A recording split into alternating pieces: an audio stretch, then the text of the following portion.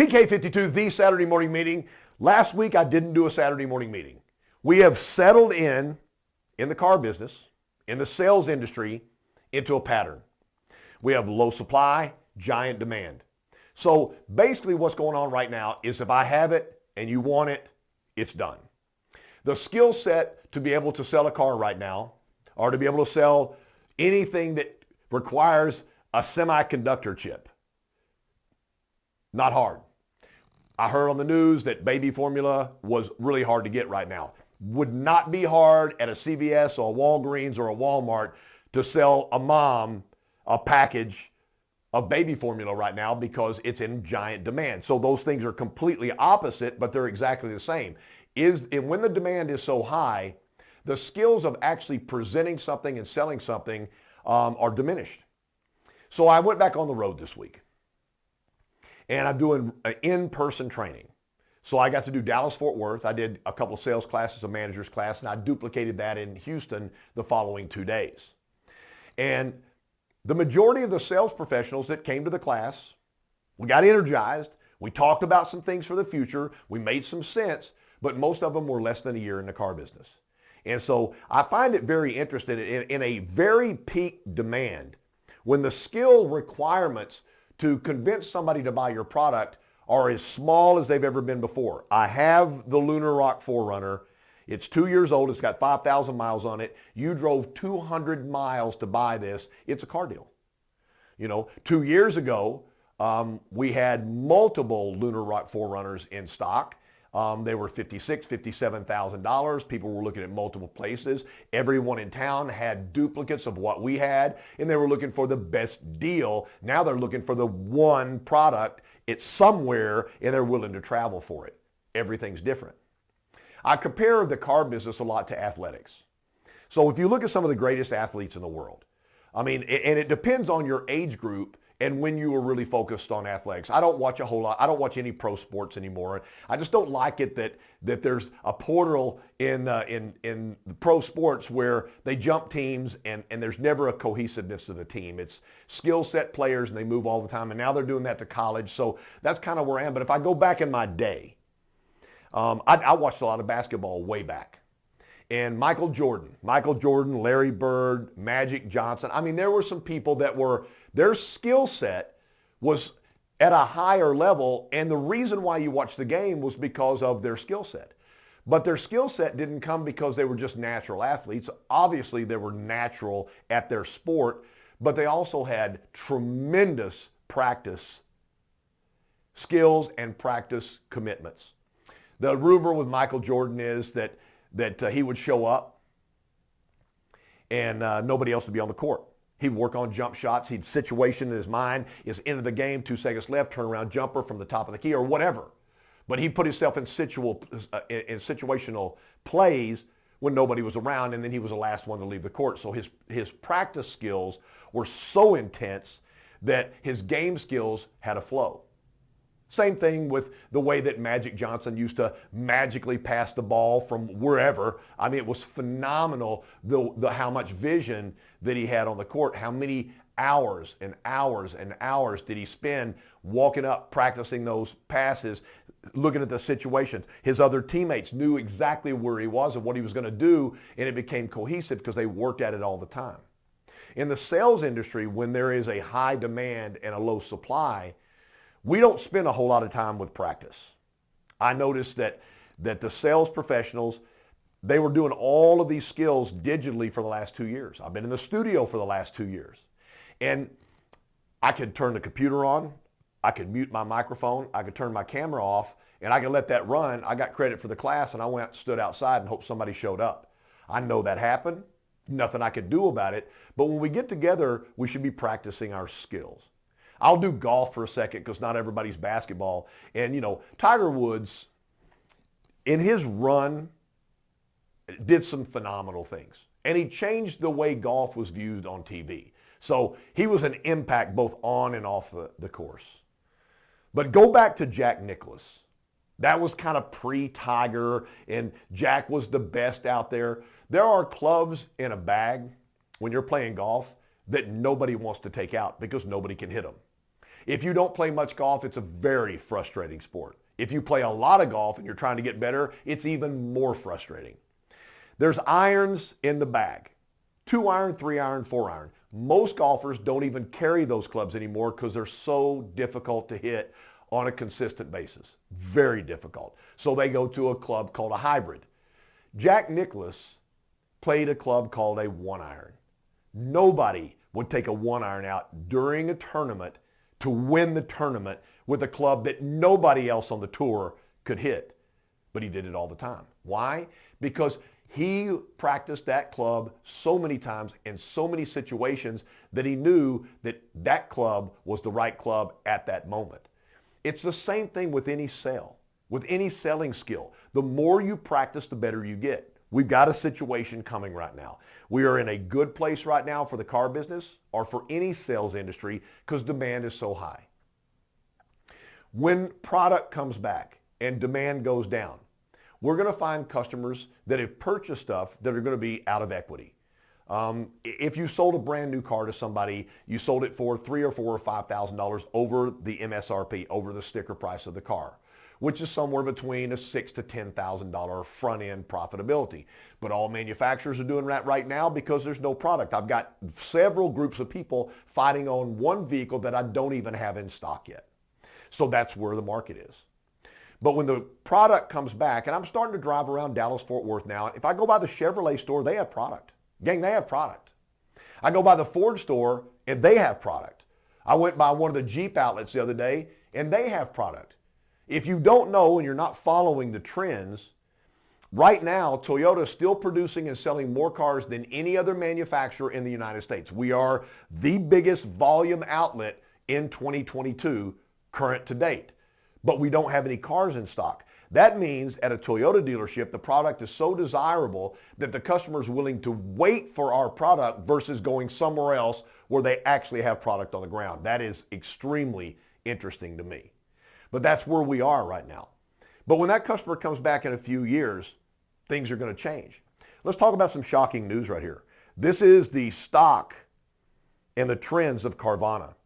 I've been watching Carvana for several years. I started in the car business when everybody taught the road to the sale. The only way to sell a car was to follow that one specific path. There's no way to deviate. Don't get out of the road. Don't get on the sidewalk. Stay in the road. Meet and greet, counsel to qualify, walk around in a demonstration drive. They even said the feel of the wheel makes the deal. And then Carvana and Vroom came by delivering cars to people's house with 60, 70,000 miles on them, sight unseen, and paid for, and it worked. And they were making $4,000 to the front. The used car managers were complaining. They'd go to the auction and they couldn't outbid Vroom or Carvana. They didn't have a choice. They didn't have new cars.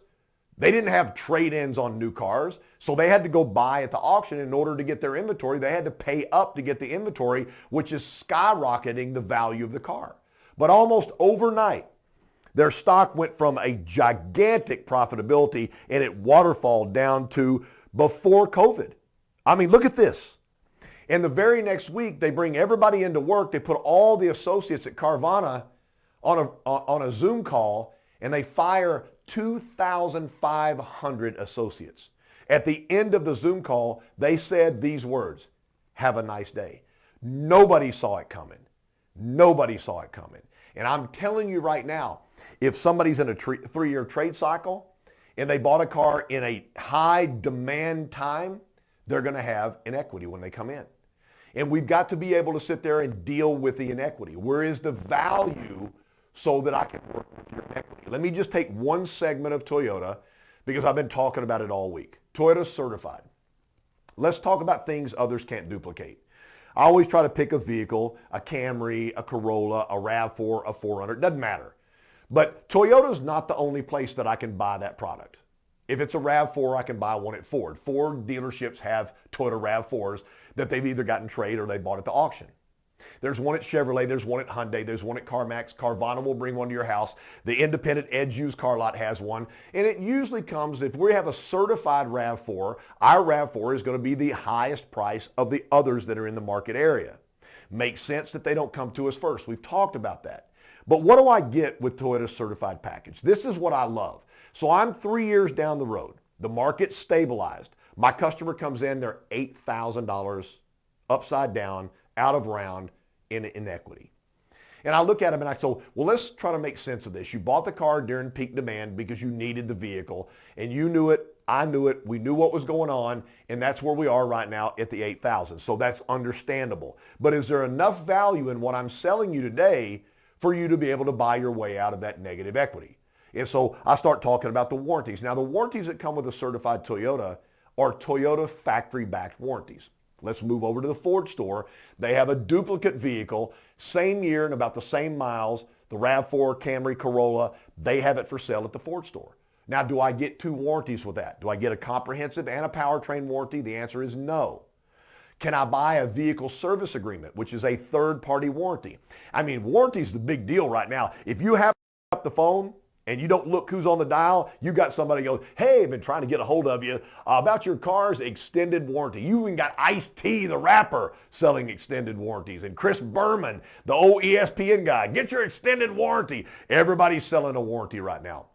The crazy thing about a third-party warranty is that there's no commitment to the manufacturer and there's no commitment to the customer. If they can figure out a way not to grant that warranty claim, they're going to decline it.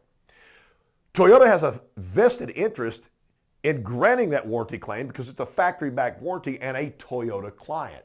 So I've got two warranties right here. I can talk to the customer about what the value is, and they're going to assess the value at several thousands of dollars. Now, if the Ford product, the Toyota they have over there, is $500 less, to me, well, I can go get that for $500 less. It's a low mileage Toyota. It should be great. Probably going to be great. I'm going to save $500, but what they've done is they've thrown away thousands of dollars worth of protection. Toyota added roadside assistance. We moved from 1 year to 7 years or 100,000 miles.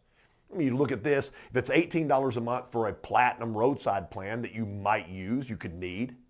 So 18 times 12 times 7 is 1,400. So when I all of a sudden, I'm at multiple thousands of dollars worth of items that I don't have to pay for.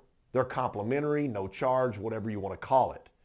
If I wanted to duplicate that on a Toyota product somewhere else, then I would have to buy these things individually.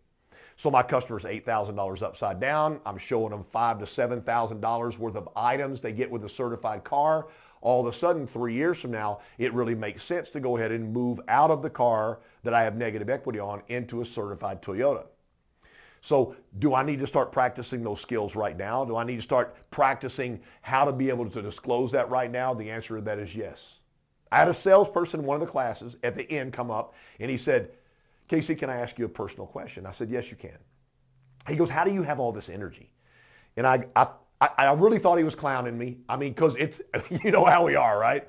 And I went, well, what do you mean? He goes, well, you got all this energy. Where do you get it? And I said, this is easy to explain. You get to choose how you feel. If you wake up and you're upset at the world and you think the world has dealt you a bad hand, you're going to have a bad day. If you wake up saying, I'm going to conquer the world today, I'm going to help some other people out, I'm going to raise some people up, because if I raise people up, I'm going to go with them and everybody's going to be raised and the attitude around me is going to be fantastic. Here's what I'm hearing in the car business right now. Casey, I can't get any cars. Casey, I can't make any money. Well, I wish Toyota would make more cars. You know, cars are too expensive. Customers can't afford it right now. I mean, we could sit down and we could complain at any time. Doesn't matter how good or bad times are, people can complain. They're amazing at complaining. One of the reasons I only post videos on Twitter and nothing else, I can't read Twitter.